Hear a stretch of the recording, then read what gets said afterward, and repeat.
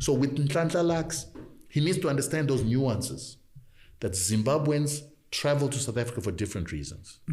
There are South African companies going out of their way into Zimbabwe to headhunt talent for South Africa. There are Zimbabweans who are jumping the border because they are refugees being displaced by a war that is partially caused by the sacrifice we've made for many other African countries.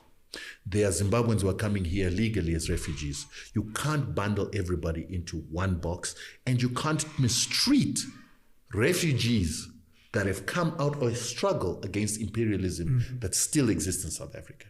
South Africa is going to need Zimbabweans. Nhlanhla Lux has got to understand that.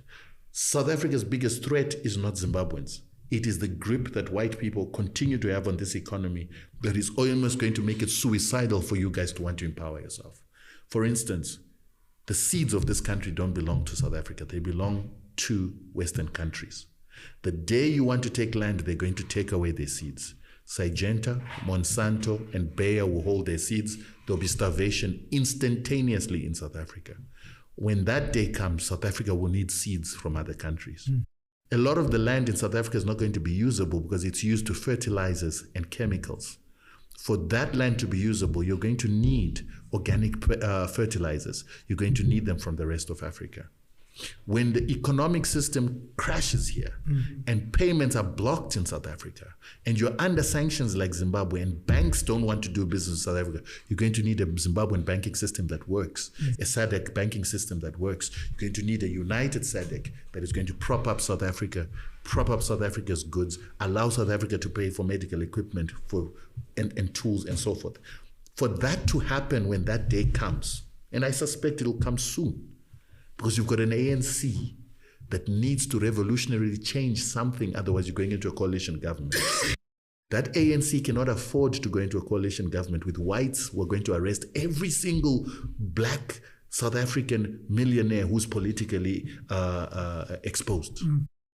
So those people within the ANC who are going to be targeted by a coalition of whites and Herman Mashaba are going to have to make sure that they stay in power. How will they stay in power? How will they get people to vote for them? They've got to take land. They've got to economically transform this economy. They've got to take mines. They've got to change the constitution. Just in closing, can we agree that the majority of human beings, not just Zimbabweans, not just South Africans, not just Americans, not just Europeans, are generally ignorant? They're not aware of the things that are happening. Yeah. And this goes back to my question. Who do we isolate as the problems in the world? If we're going to say America, I can imagine, if you say America, you're not talking about some black girl who lives in the projects or some white guy somewhere who's also just working at McDonald's. They probably don't understand the dynamics of how the world is working. So when you speak about in America, when you speak about any evil force in the world, who are these people we're speaking about? Because that's fundamentally what I'm trying to get to, so that I don't unnecessarily, and I think this is meant to be the message that goes out to South Africans, that be careful of bashing the wrong people when the problems are actually somewhere else. Who are those people and how do we find them? And I think that's going to be my last question. In Zimbabwe, we always have a problem of everybody saying the problem in Zimbabwe is corruption. In South Africa, we've got the same problem.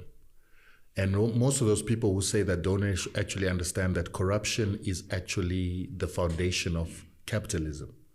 For you to have a capitalist society, you have to have a mechanism that takes resources that belong to everybody or resources that belong to the public, and you need to privatize those resources and give them to the few for them to then enslave everybody else's labor to make money in the capitalist system. So it is the people who started that system that have to be blamed first. Those people that have primitively accumulated what are public resources, and they use them to enrich themselves and to enslave others by denying others those, are the very first layer to be blamed. Sure. It is us, the publics, who accept capitalism as a system because we hope that one day we will be one of the few that are sucking the blood of everybody else that are also part of the problem. All of us are just trying to get to the table. We're not trying to break the system. And by doing that, we talk corruption when we are corrupt ourselves. You work at a multinational company that primitively accumulated by stealing resources, and then you get a salary